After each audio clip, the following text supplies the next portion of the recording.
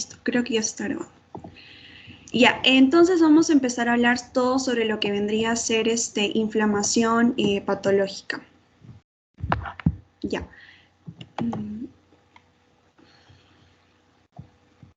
Ya, antes de empezar, por favor, pueden prender sus micros porque no puedo ver el chat.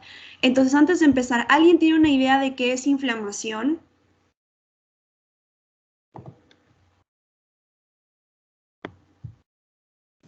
¿Es una reacción de nuestro cuerpo frente a cuerpos extraños? Ya, ¿quién habló? ¿Me puede decir su nombre? Naisu. Ya, ¿alguien tiene otra idea? Sí, está muy bien, Naisu. ¿Alguien tiene otra idea? Sí, concuerdo con... Es un sistema de defensa para eliminar, por ejemplo, alguna lesión de células que hay en el cuerpo. Ya, está bien, buena idea. ¿Otra persona que quiera añadir algo más? ¿Es como una manera de protegerse frente a las lesiones? Sí, está bien, ya. Estoy viendo el grupo, así que estoy apuntando sus nombres de todas las personas que están respondiendo. Ya. También una manera de protegerse a la irritación. Claro. Sí, está bien. Ya, tu nombre es Carmen. Listo. Entonces ya tenemos varias ideas de lo que vendría a ser la inflamación. Y exacto, no es una respuesta para tratar de defendernos a lo que vendrían a ser diferentes patógenos. Es una respuesta rápida de nuestro sistema inmune, ¿no? Entonces, ¿qué es la inflamación? La inflamación es una reacción tisular compleja que consiste básicamente en la respuesta tanto de los vasos sanguíneos y de los leucocitos hacia alguna injuria, ¿no? Entonces nosotros, por ejemplo, tenemos un patógeno, esta inflamación lo va a tratar de localizar, lo va a tratar de neutralizar y destruir a este patógeno, ¿no? Y después, una vez que lo ha destruido, inicia la reparación. Entonces nosotros vamos a ver que, por ejemplo, la inflamación en realidad tiene dos componentes. Es algo bueno para nosotros porque nos va a ayudar a neutralizar, destruir agentes patógenos y nos va a ayudar a regresar a la homeostasis de nuestro cuerpo, pero también puede ser perjudicial, ¿no? Perjudicial ¿por qué? Porque a veces hay una inflamación demasiado exagerada donde el sistema inmune empieza a no poder controlarse, ¿no? Y produce un daño en los tejidos locales, unas hipersensibilidades y puede llegar a producir lo que son también enfermedades crónicas cuando no hay una respuesta controlada de todo este sistema inmune. Y vamos a ver, por ejemplo, acá, ¿no? Entonces, es una respuesta en sí protectora, ¿no? Protectora del organismo ante la amenaza de un agente nocivo, ¿no? Y que moviliza células inflamatorias y va a reordenar el flujo circulatorio. Vamos a ver diferentes pasos que va a tener la inflamación. Entonces, acá vemos una diapositiva. ¿Qué es la inflamación? Bueno, es una respuesta de defensa inespecífica de nuestro propio organismo, ¿no? Cuya finalidad es eliminar al agente que está causando la lesión, ya sea una bacteria, un hongo, en sí cualquier microorganismo o un agente patógeno.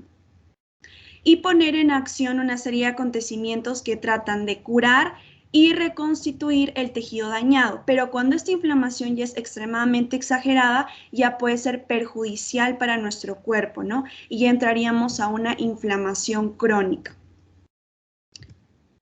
Entonces, ¿alguien sabe cuáles son los 4 signos y síntomas principales de la inflamación?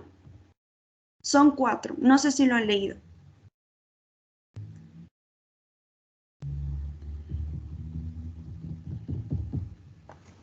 Enrojecimiento. Sí, recuerdo de... A ver, primero, Diana, a ver, te escucho. Creo que eran enrojecimiento, hinchazón, aumento de temperatura, porque creo que se siente como caliente. Exacto. Y dolor. Sí, exacto. Muy bien, Diana. Entonces, esos son los 4, ¿no? Principalmente vamos a tener que hay calor, exactamente calor. Vamos a tener que, por ejemplo, también hay rubor, que es el enrojecimiento.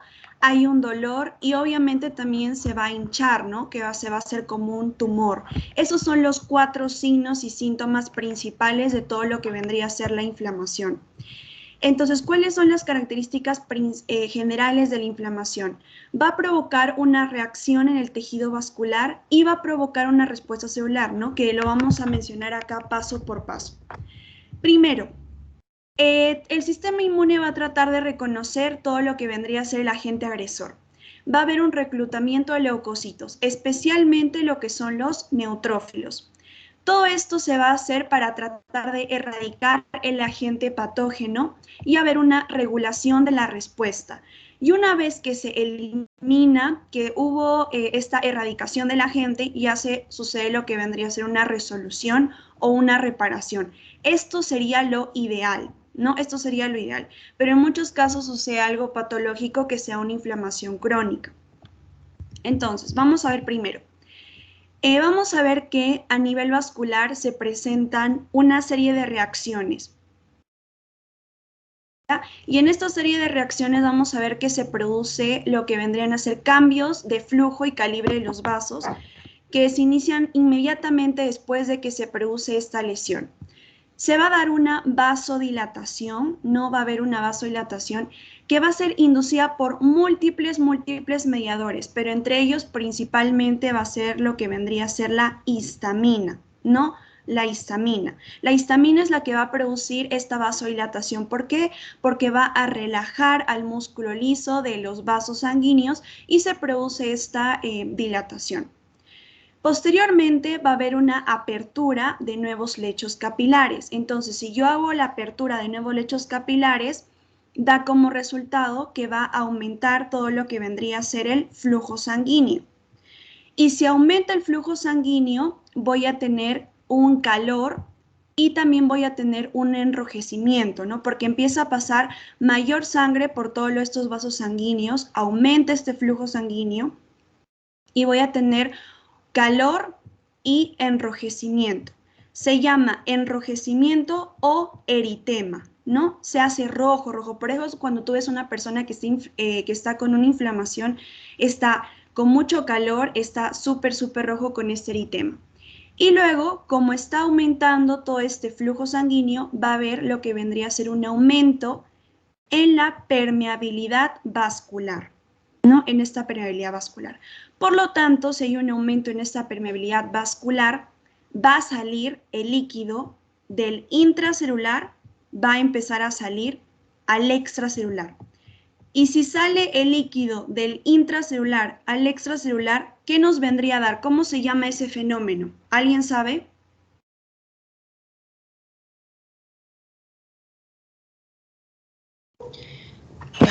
¿Diabetes? No. A ver, cuando sale del intracelular todo el líquido y se queda acumulado en el extracelular, se va a dar como un edema, ¿no? Un edema. Que si tú te das cuenta, el edema es como que se va a empezar a hinchar la pierna, ¿no? Porque está acumulando agua, ¿no? Está acumulando, reteniendo líquidos, por eso es que se va a producir este edema. ¿Por qué? Porque aumentó todo lo que vendría a ser la permeabilidad vascular.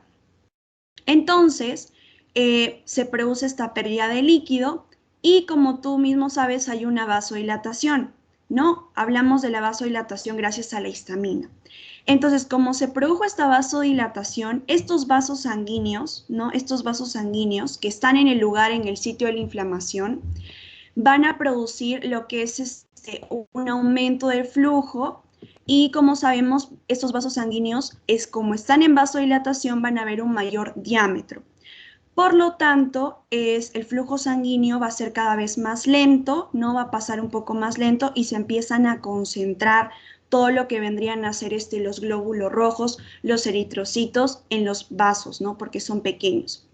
Y esto es conocido como que se empieza a acumular todos estos vasos sanguíneos, todos estos eritrocitos, estos glóbulos rojos, y me va a dar un fenómeno que vendría a ser la éstasis. Ya me va a dar este fenómeno que es la éstasis, ¿no? Entonces me va a dar todo lo que vendría a ser la éstasis. Entonces, una vez que yo tengo ya vasodilatación, tengo edema, mayor permeabilidad vascular, el flujo sanguíneo está aumentado, tengo eritema, calor, éstasis. Una vez que se produjo todo esto, ya van a empezar a migrar todo lo que son los leucocitos, ¿no? Van a empezar a migrar al sitio de la inflamación todos los leucocitos, ¿no? Los glóbulos blancos. Principalmente cuando hablamos de una inflamación aguda, estamos en relación con los neutrófilos. Ya, ojo con esto. Cuando estamos hablando de una inflamación aguda, estamos hablando de que los principales glóbulos blancos o leucocitos que se encuentran en el sitio de inflamación aguda son los neutrófilos. Ya, son los neutrófilos. Y estos neutrófilos se van a empezar a acumular en todo este endotelio, no este endotelio de lo que vendría a ser el vaso sanguíneo, se empieza a acumular en todo este endotelio. Y bueno, van a traer moléculas de adhesión estos neutrófilos para poder adherirse e iniciarán un proceso que se llama migración celular, que vamos a ir a ver cuáles son los pasos, porque la migración celular también tiene pasos, ¿no? De estos neutrófilos. Y así es como inicialmente se produce todos estos signos y síntomas principales de lo que vendría a ser la inflamación, que son tanto el calor, el tumor, el rubor, que es el enrojecimiento, y también vamos a ver el dolor, ¿no? El dolor. Entonces ya vimos que hay unas alteraciones del calibre vascular, hay unos cambios estructurales en la microcirculación, y luego, una vez que se produjo todo lo ya mencionado, empiezan a migrar los leucocitos a los vasos sanguíneos. Principalmente cuando es una inflamación aguda, vendrían a ser los principales componentes, son los neutrófilos. Ya acuérdense de eso, neutrófilos. Entonces, ahora sí, ¿cuáles son las reacciones de los vasos sanguíneos? Estas reacciones se van a dar gracias a los mediadores químicos. Y se produjo al principio, como ya expliqué, una vasodilatación, un aumento de la permeabilidad, una pérdida de líquido porque del intracelular empezaba a pasar al extracelular y se conocía como el edema, ¿no? Edema. Nosotros sabemos que, por ejemplo, acá tenemos una célula endotelial y otra célula endotelial. Estas células endoteliales van a estar correctamente adheridas, ¿no? No va a haber una separación, van a estar correctamente adheridas. Por lo tanto, cuando todo está en homeostasis, mi cuerpo, no va a haber salida de líquido hacia el extracelular normalmente. Por lo tanto, normalmente no se produce el edema. Sin embargo, cuando ya nos encontramos en una inflamación, por todos estos mediadores químicos y por todo lo que está produciendo en el cuerpo, va a empezar a haber una separación entre estas células endoteliales, ¿no? Se va a ver una separación y ahí empieza a salir todo el líquido del intracelular hacia el extracelular. El extracelular empieza a acumular bastante líquido y se forma lo que vendría a ser el edema, ¿no? Se forma lo que vendría a ser el edema. Gracias a todos estos agentes vasoactivos, a estos mediadores químicos que los vamos a ver más adelante. Y bueno, éstasis, vamos a ver, ¿no? Que hay una acumulación de todos estos glóbulos rojos, estos elementos formes en los vasos pequeños por la inflamación, y el eritema, ¿no? Que vendría a ser el color rojo, ¿no? Que se pone bastante rubor. Y acumulación finalmente de leucocitos, especialmente lo que vendrían a ser los neutrófilos. Entonces aquí vemos esta imagen. Ahora, una vez que se produjo todos estos cambios en la circulación, ya empieza a haber la migración celular de los neutrófilos, de los leucocitos, de los glóbulos blancos al sitio de inflamación. Y esta migración celular se produce por varias etapas. La primera es la marginación, el rodamiento, la adhesión, la transmigración, quimiotaxis y finalmente, para cumplir su función, es la fagocitosis. Entonces, vamos a empezar con lo que vendría a ser la migración celular. Entonces, vamos a ver. Esta migración celular se va a presentar por varias fases y va a estar mediado por diferentes moléculas de adhesión, no estas moléculas de adhesión, y diferentes citocinas, porque tú sabes que muy clave en toda inflamación van a actuar las citocinas. Entonces se dará el primer paso de la migración celular, la marginación, ¿no? El primer paso es la marginación. ¿Qué se va a dar? La marginación de los leucocitos hacia la pared vascular, que esta marginación se va a poner en contacto con las células endoteliales, ¿no? Por ejemplo, acá yo tengo mi célula endotelial y este leucocito, gracias a esta marginación, se va a poner en contacto con lo que vendrían a ser las células endoteliales, ¿no? Este es el leucocito. Después vamos a ver que después de la marginación se va a producir el rodamiento. ¿Y cómo se produce el rodamiento? El rodamiento se produce a través de la interacción tanto de este endotelio, ¿no? De este endotelio y este leucocito, por medio de una familia de proteínas que se encuentran tanto en la superficie de este leucocito como del endotelio. Y estas proteínas se van a encontrar y se van a llamar lo que vendrían a ser selectinas. Ojo con esto, se llaman selectinas, que tiene que ver con la etapa del rodamiento, ¿ya? Con la etapa del rodamiento. Entonces, estas uniones que hacen gracias a las selectinas, tanto el leucocito como el endotelio, van a ser de baja afinidad. ¿Qué quiere decir? Que estas uniones pueden ser transitorias, ¿no? Pueden ser transitorias y si viene un flujo de sangre bastante fuerte, puede interrumpir esta lesión, ¿no? Salirse, dejar de tener contacto el leucocito con el endotelio y empiezan a lo que vendrían a ser migrar, ¿no? Empiezan a moverse. Por lo tanto, como consecuencia de ello, se van a producir una fijación, ¿no? Para que ya no se muevan y se queden ahí con unas uniones establecidas, fuertes. Y se produce lo que vendrían a ser la adhesión. Otra parte de la migración celular es la adhesión.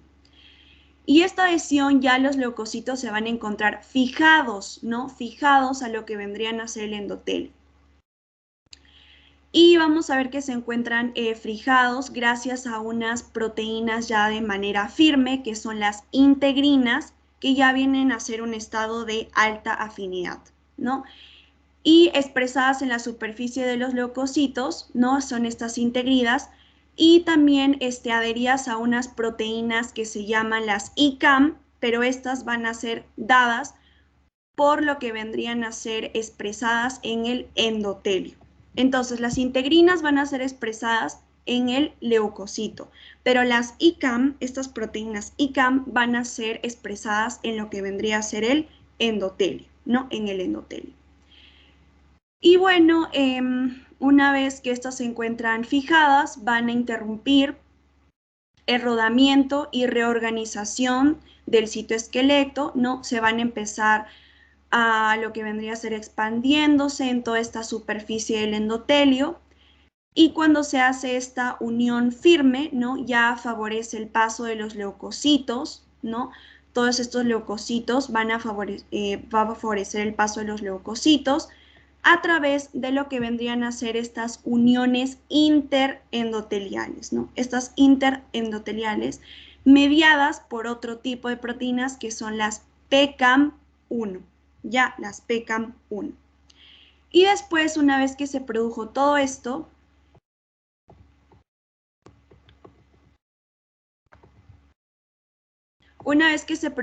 vamos a hablar sobre la transmigración, ¿no? La transmigración de los leucocitos.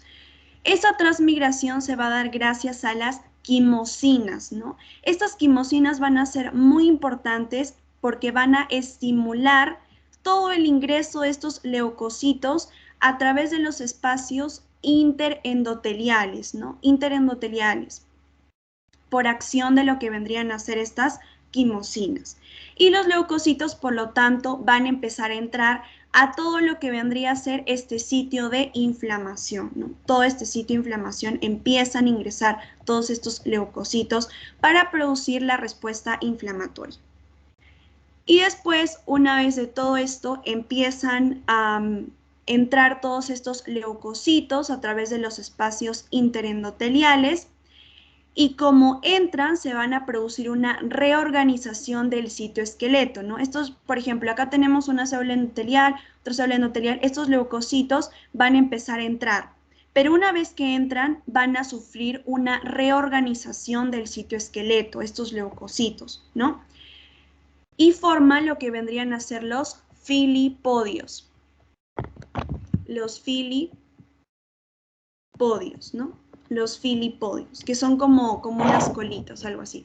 Los filipodios, ¿no? Estos filipodios van a ayudar bastante a estos leucocitos, a estas células inflamatorias, para que se puedan mover con mayor rapidez y puedan entrar al sitio de inflamación con mucha mayor facilidad. Y después, una vez que llegan a entrar, tienen que cumplir su función. ¿Y cuáles son la función de los leucocitos? A ver, ¿alguien sabe cuál es su función clásica de los leucocitos?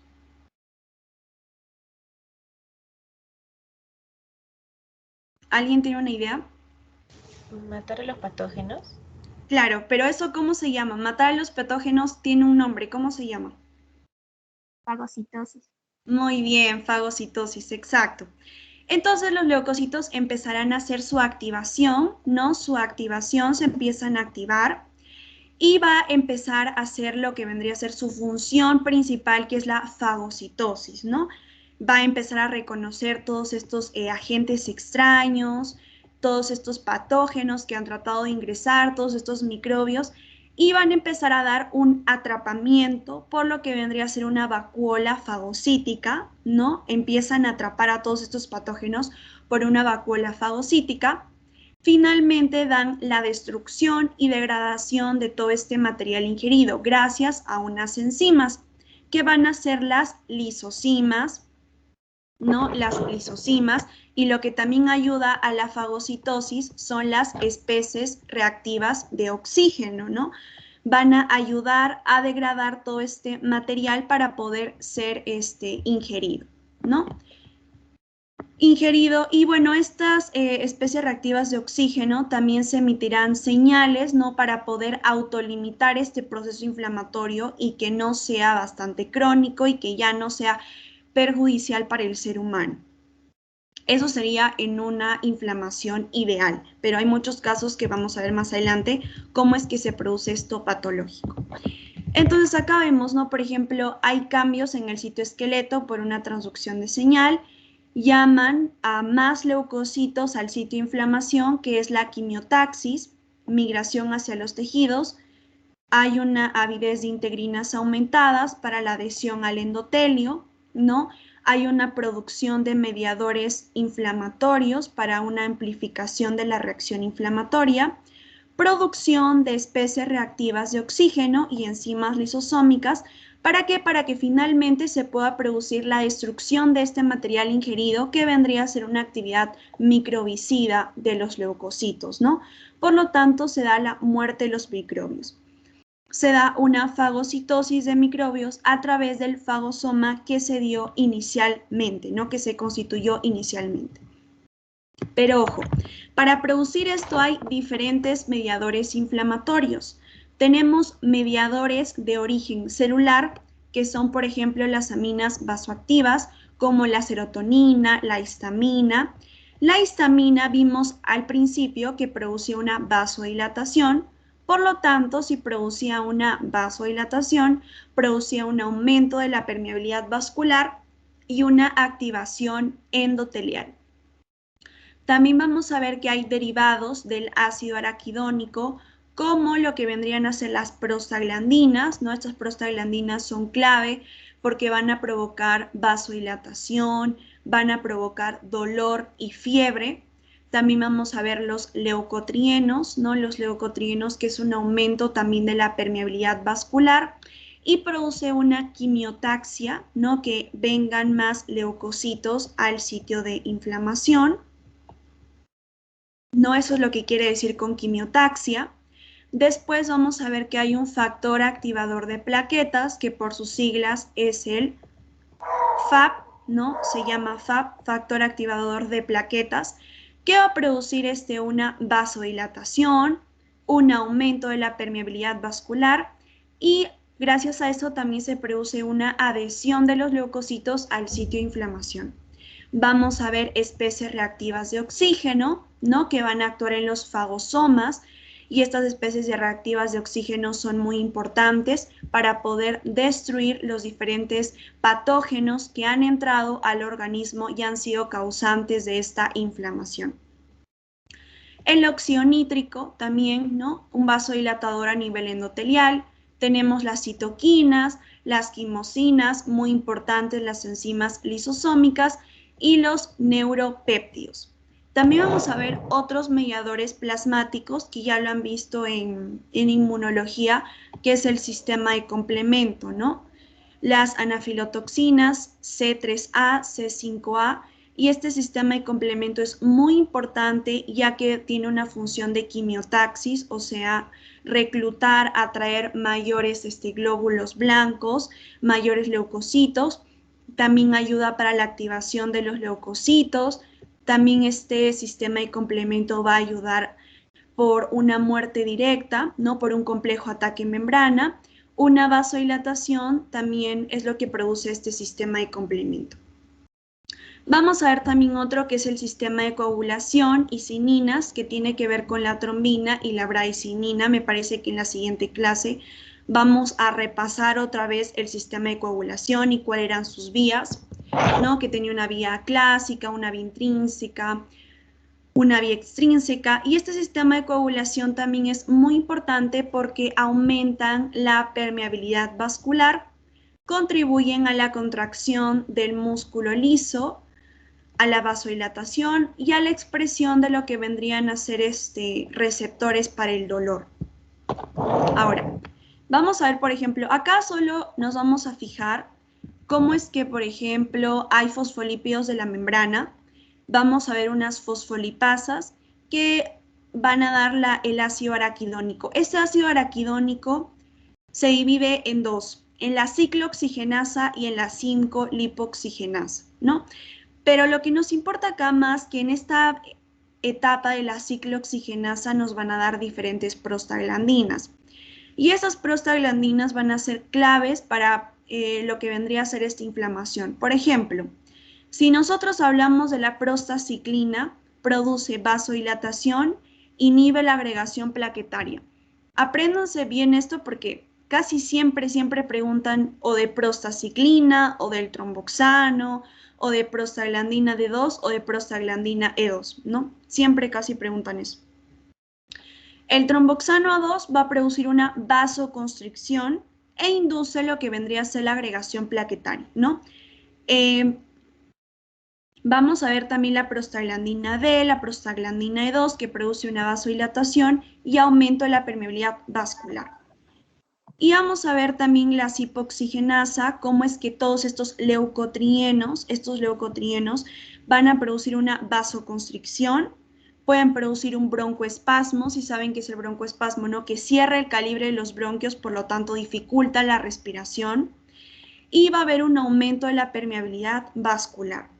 Y también tenemos la lipoxina A4, B4, que inhibe la adherencia y la quimiotaxis de los neutrófilos. Ahora, ¿cuáles son los patrones morfológicos de la inflamación aguda? ¿Ya? Vamos a ver que hay diferentes patrones morfológicos. Primero tenemos a la serosa.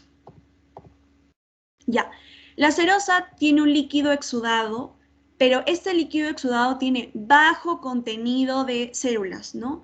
Este líquido exudado no va a estar infectado o tiene muy escasos microorganismos y escasas células, ¿no? Este líquido de lo que vendría a ser este patrón morfológico de la inflamación aguda, que es la serosa, este líquido proviene de lo que vendría a ser el plasma, porque va a haber un incremento de la permeabilidad vascular, ¿no? En las etapas de la inflamación, en las etapas que acabamos de ver, cuáles son los cambios en la microcirculación, vimos que aumenta la permeabilidad vascular. Por lo tanto, este líquido que encuentro en este patrón morfológico de la inflamación aguda se va a deber a eso. Ahora, vamos a hablar sobre otro patrón morfológico de la inflamación aguda, que es la fibrinosa, ¿no? La fibrinosa se produce por un aumento también de la permeabilidad vascular. que deja salir moléculas grandes como el fibrinógeno. Este fibrinógeno en el sitio de inflamación se va a convertir en fibrina, ¿no? Y se empieza a depositar en todo lo que vendría a ser el espacio extracelular, se empieza a depositar todo lo que vendría a ser esta fibrina, ¿no? Y cuando veamos, por ejemplo, imágenes, esto se va a ver como una red eosinofílica de fibras, ¿no? Aparece como una red que es el depósito de esta fibrina, que se produjo por el aumento de la permeabilidad vascular. Ahora, otro tipo de inflamación es la supurada, ¿no? La supurada tiene que ver con la producción de pus, ¿no? Es un exudado formado ya por neutrófilos, residuos licuados de células necróticas, un líquido edematoso.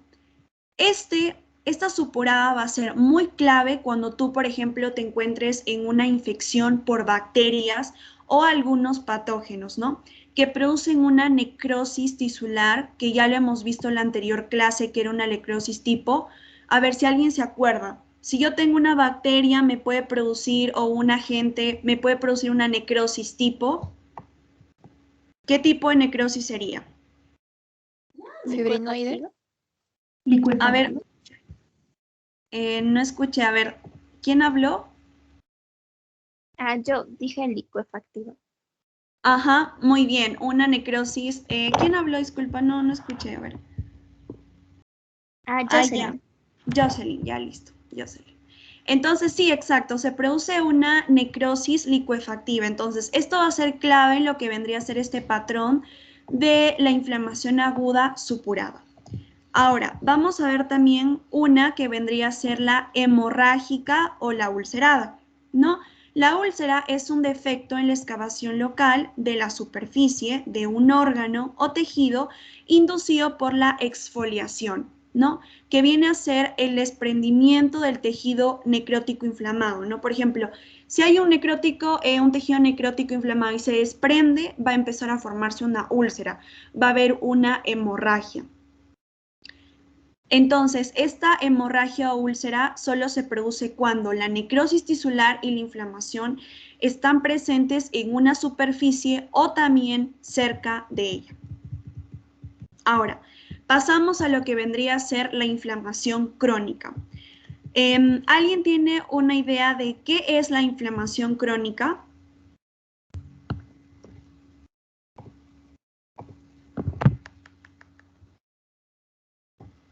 Es la que se produce en mayor tiempo, en un tiempo, o sea, los signos se producen en mayor tiempo. Sí, está muy bien, Elian. Por si acaso estoy apuntando toda la participación para que la siguiente clase se ganen sus de grabadas. A ver, otra idea. Muy bien, Elian. Otra idea de... Ya, a ver, Carmen.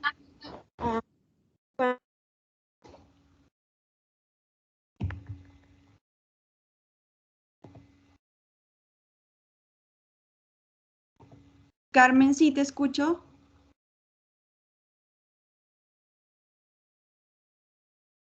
A ver, Diana.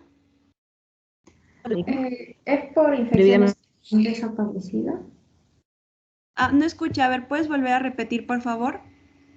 ¿Por infecciones que no han desaparecido o por Ya. reacciones del sistema inmune? Claro, muy bien. A ver, Carmen, no te escuché, creo que estás teniendo problemas con internet. A ver, sí, ya se arregló. Fue el internet.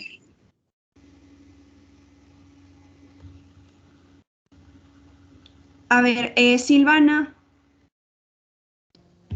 También puede ser debido a una reacción inmunitaria anormal. Sí, exacto, muy bien. Silvana. Creo que levantó la mano. Sí, soy yo dije eso de la reacción Ya. normal. Sí, pensé que estaba hablando Jocelyn. Jocelyn, sí, estás con tu mano levantada. Sí, también quería decir que en la inflamación crónica ya no predominan los neutrófilos, sino los macrófagos. Sí, excelente, muy bien. Muy bien, Jocelyn, exacto, ¿no? Entonces, aquí ya vamos a ver que hay otros tipos celulares que van a actuar en esta inflamación crónica. Bueno, entonces, ¿qué es la inflamación crónica? Vamos a ver. Es un proceso inflamatorio de duración prolongada que se caracteriza por la activación de la lesión tisular, reparación y también una cicatrización en un proceso simultáneo.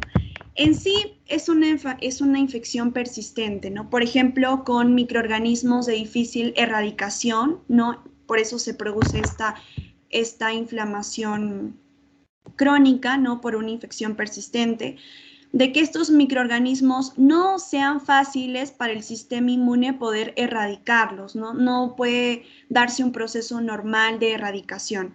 Y pueden ser, por ejemplo, por virus, por hongos, por parásitos, por micobacterias, por diferentes, ¿no? Microorganismos.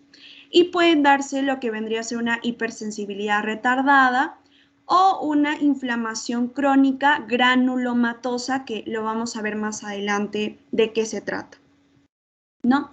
También pueden ser, por ejemplo, por enfermedades de hipersensibilidad, que ya me parece que tenemos una clase de inmunidad donde vamos a hablar de los diferentes tipos de hipersensibilidad, ¿no? Entonces, por ejemplo, es cuando hay una actividad, alguien creo que lo mencionó, no me acuerdo muy bien, una actividad exagerada o excesiva del sistema inmune, ¿no? Que ya no se puede controlar ese sistema inmune, no puede llegar a regresar a esta homeostasis, por lo tanto, se da esta hipersensibilidad. Y lo vemos muy clásico, por ejemplo, en artritis reumatoide o en enfermedad inflamatoria intestinal. También hay por una exposición prolongada a agentes tóxicos, como lo que vendría a ser sílice o la aterosclerosis, ¿no?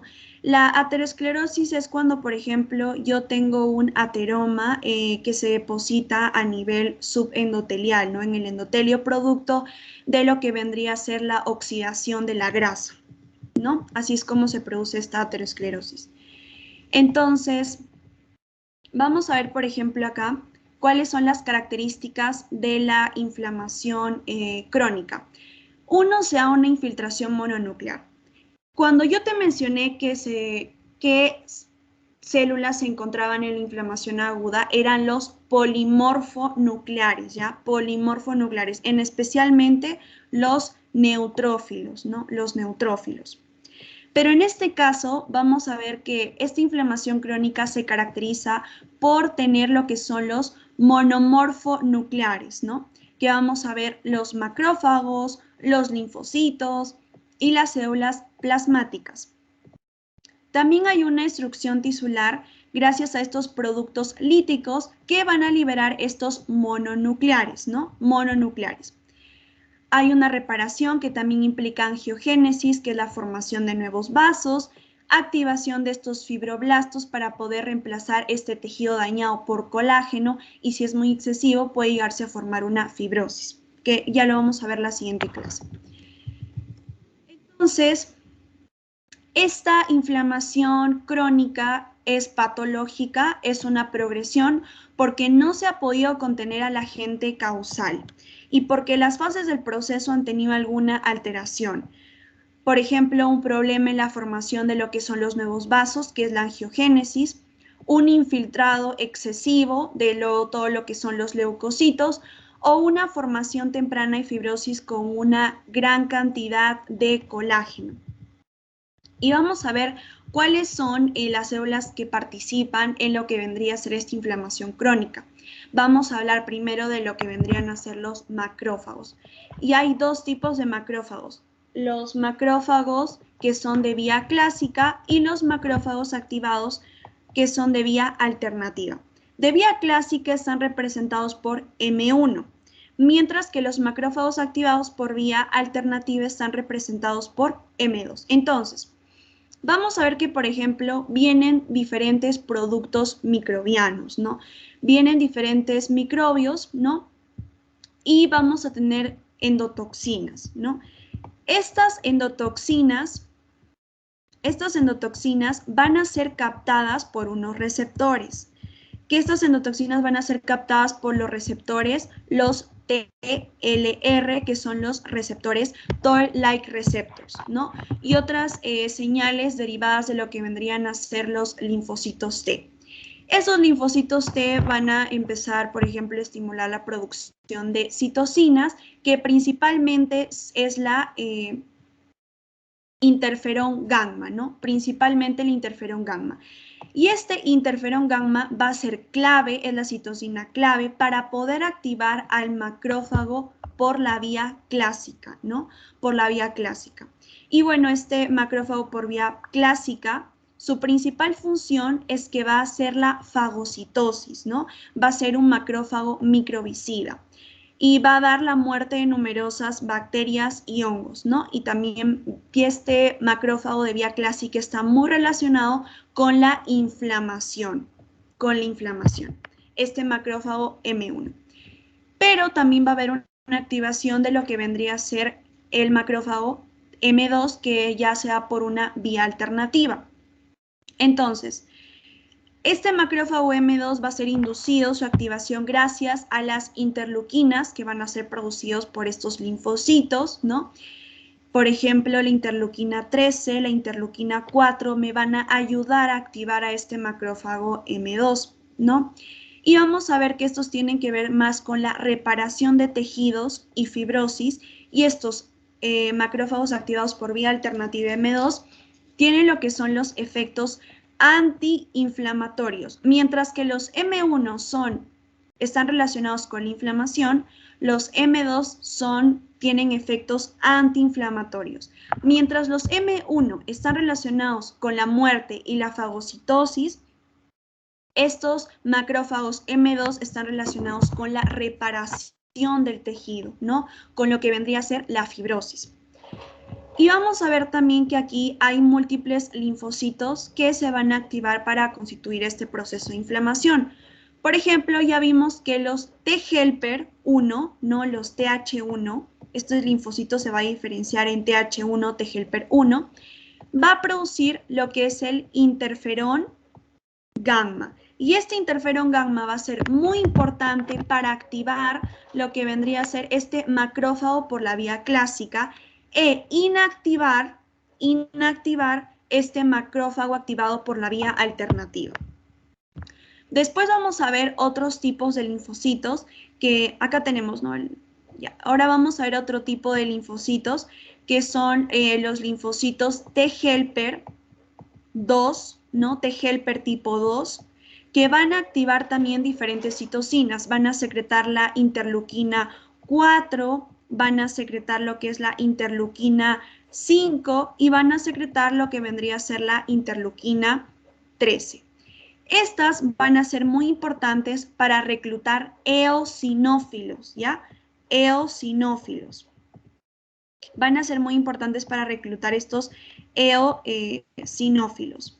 Y además van a ser importantes para lo que vendría a ser activar a este macrófago por vía alternativa, ¿no? Gracias a esta interleuquina 13 y la interleuquina 4 se activa este macrófago.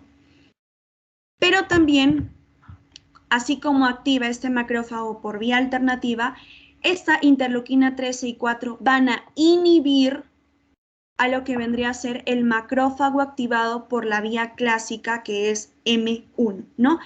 Entonces, aquí activa al macrófago activado por la vía alternativa M2 e inhibe al macrófago activado por la vía clásica M1. Ya.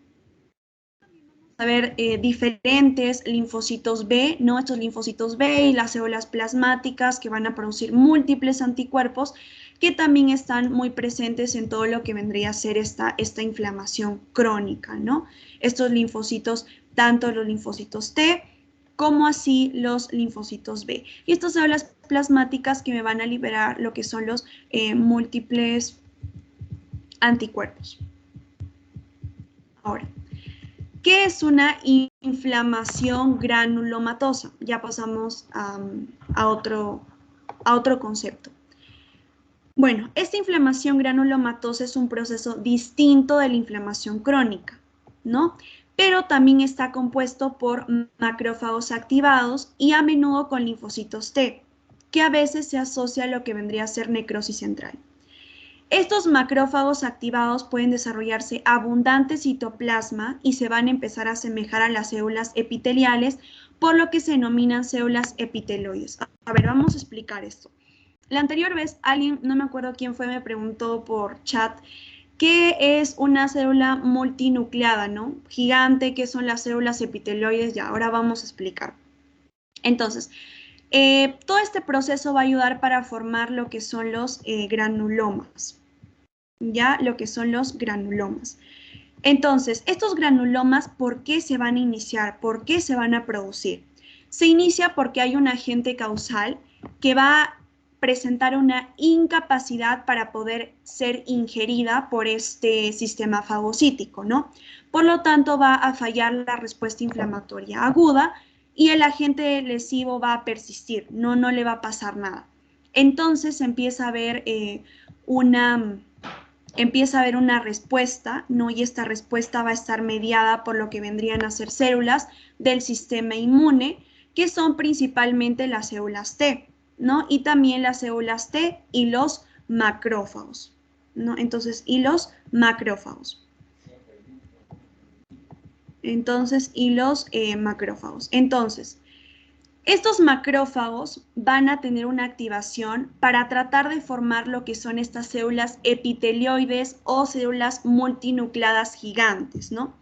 Y estas células epitelioides o multinucleadas gigantes, su principal función va a ser tratar de englobar o comer, así por decirlo, secuestrar este tipo de microorganismos que no es fácil su erradicación, ¿no? El sistema inmune no puede erradicarlo, entonces por lo tanto esta célula epitelioide lo va a tratar de secuestrar y por lo tanto secuestrándolo va a formar lo que vendría a ser un granuloma. Entonces, ¿cómo se forma esta célula epitelioide? Vamos a ver que las células epitelioides, ¿no? Entonces vamos a ver que, por ejemplo, tenemos acá un macrófago. Este macrófago aumenta su citoplasma y se va a hacer una célula epitelioide. Esta célula epitelioide posteriormente de varias células epitelioides, no, varias células epitelioides se juntan y van a formar finalmente lo que vendría a ser una célula gigante multinucleada, ¿no? Van a formar una célula gigante multinucleada. Y en la periferia, ¿no? En la periferia van a empezar a rodear a esta célula gigante multinucleada múltiples linfocitos. Y cuando yo tengo una célula gigante multinucleada y en toda la periferia lo está rodeando los linfocitos, esto vendría a constituir lo que vendría a ser un granuloma. Ya a esto se le llama un granuloma. A esto se le llama un granuloma. Y vamos a tener, por ejemplo, diferentes tipos de granulomas.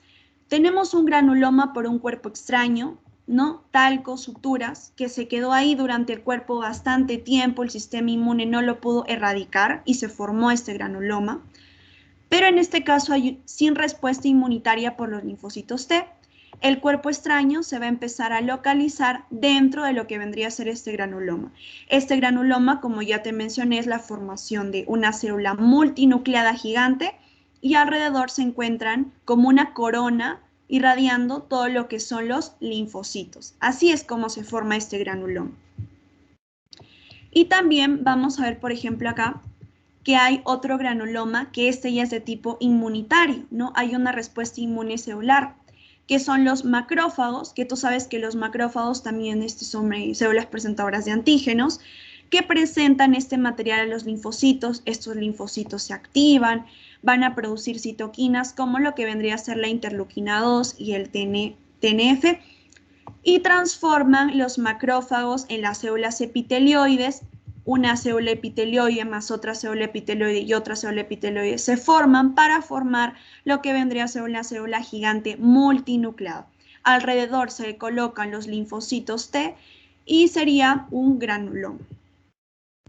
Y bueno, acá van a activar a lo que vendrían a ser otros linfocitos.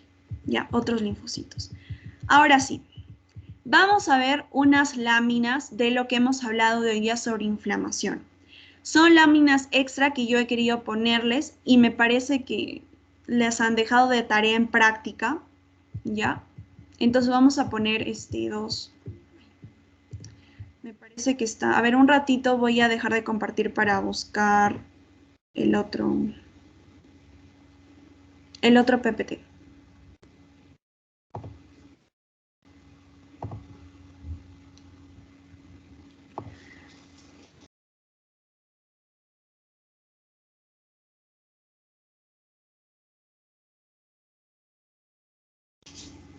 ¿Qué hizo?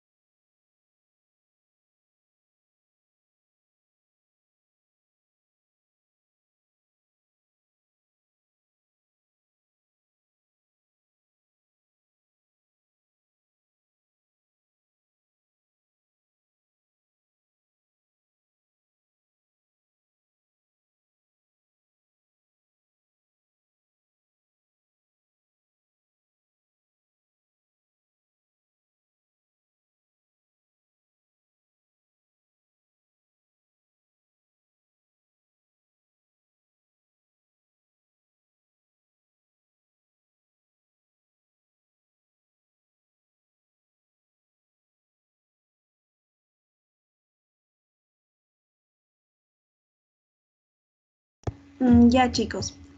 Ahora sí, vamos a ver, por ejemplo, este caso clínico que dice, ya, varón de 18 años presenta desde hace varias horas dolor abdominal, el cual inició en el epigastrio, luego pasó a la fosa ilíaca derecha. Adicionalmente se presenta hiporexia, náuseas. Al examen físico se encuentra fiebre leve, dolor a la palpación de la fosa ilíaca derecha, signo de rebote. Los hallazgos de laboratorio muestran un incremento del conteo de leucocitos, por lo que es intervenido quirúrgicamente. Ya. Alguien más o menos con lo que ha leído y con lo que está viendo estas imágenes, ¿me puede decir de qué se trata o de qué sospecharía?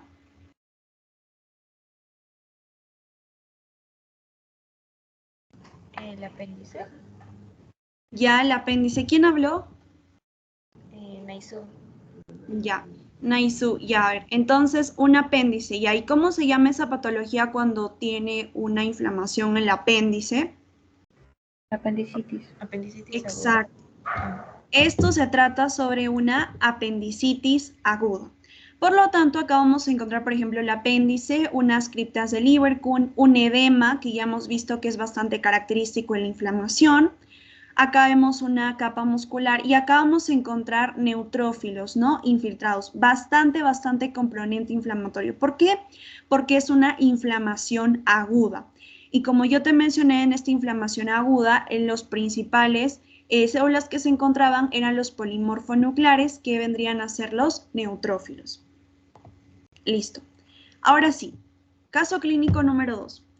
Varón de 27 años de edad que hace 2 meses presenta tos productiva, pérdida de peso, febrícula y sudoración. Ya creo que si te dicen esto ya sabes qué es.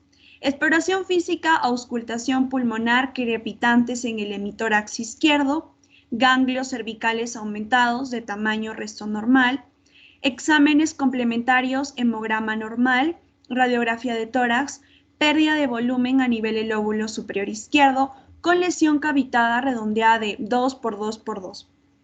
Se realiza una biopsia, exeris del ganglio cervical izquierdo. Ya, ¿alguien tiene una idea de cuál es el posible diagnóstico y por las imágenes que estoy viendo, qué podría ser?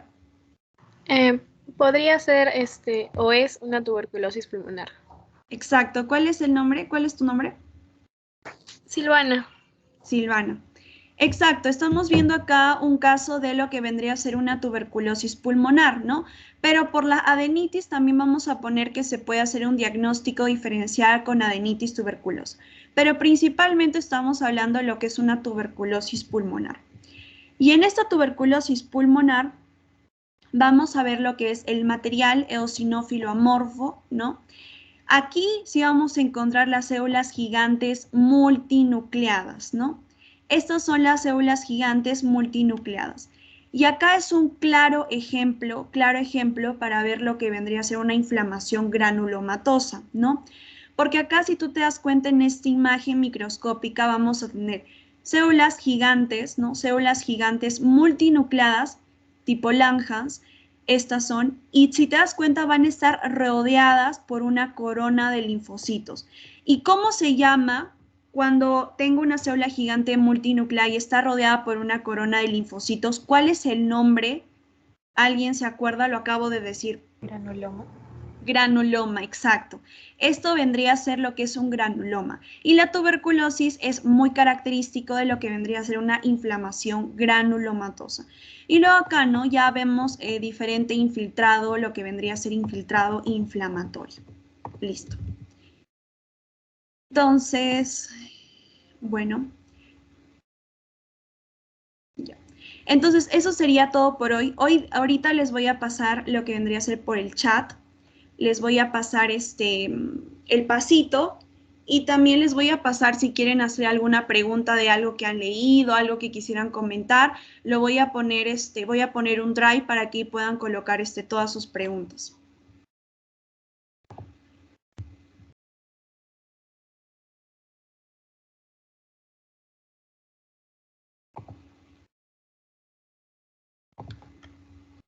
Por favor, sí en los pasitos pongan sus nombres completos, ya no pongan seudónimos ni pongan A, porque en la anterior clase habían varios que ponían A o un punto. No, tienen que poner sus nombres completos porque todo esto es evaluado.